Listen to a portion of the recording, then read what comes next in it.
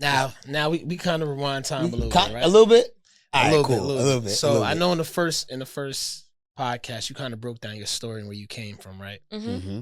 So now you're getting going, right? Now you got the boots on the ground. Once you got going, right? Because I think you're like the hardest working woman in show business, right? Once you got going and you realize how powerful your message and your business is, how did you grow and scale your business to how many followers and influence you have and to the money you're making now? What was your drive? So I just try to show up as myself. I don't try to, I just keep it real. I'm the receipt queen. So my receipts, being able to actually show what I'm doing, because you got a lot of people on the internet that speak from like theory, the possibilities, right?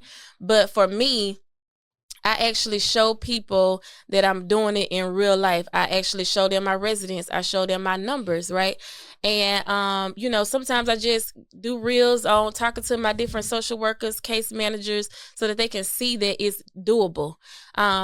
I teach from a standpoint for people to know that I didn't come from a background of millionaires and entrepreneurs. I come from a background of people who are working. So I try to remain relatable to my audience. And so they just watch me and they watch you like any which way. Like it don't matter what it don't matter what she got on in that reel. Like she could be doing her hair in the reel and everything, and they don't care. They watch it. And so that's organic, right? Facts. That's truly organic. And I think she shows up a lot. Like we see it, right? She'll do 4, 5, 6 calls a week, sometimes 7 calls a week. Yeah, I'm able to do that because I'm actually doing it. I don't have to hide behind anything. I don't have to try to do no experiments to try to make it appear to be real. It's actually real. So I can talk about these group homes all day long, any given day. I don't care what questions you ask me. I have the social proof there. And I've been doing it for almost 5 years now. 2021 is when I got started. And I've been actively doing it. A lot of times people get started, hit a rough patch, and then they run up out the industry, and then they call themselves coaches because you did it, but you have not been able to, go through those highs and lows of business, walking through the valley and getting yourself out of it. And right. I have. I done been through all of it.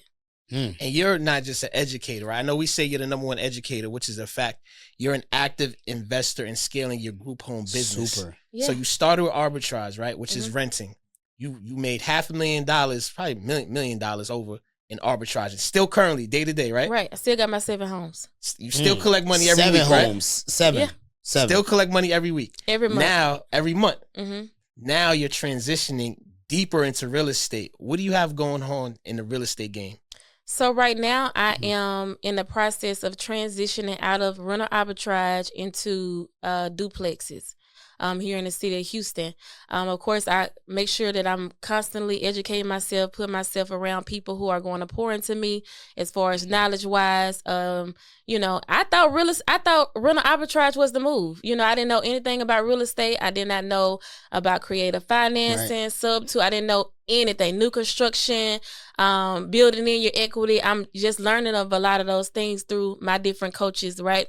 So now I'm getting ready to build these duplexes and close down all of my homes because I will now own the real estate and start, building that true wealth, which is being able to have the equity to tap into when I need it. Man.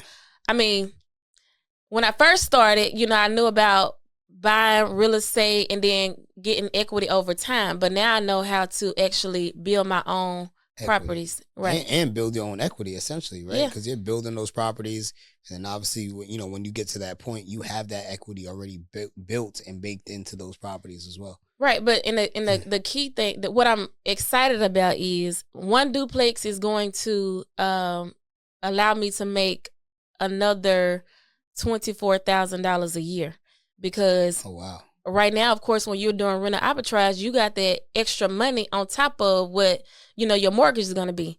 So when I negotiate with rental arbitrage, of course, I always offer around $200 to $300 more than what a landlord is asking, so that they allow me to use it. But there was already fluff on that number, so now I'm killing all of that and just having my mortgage instead of paying their mortgage on top of something.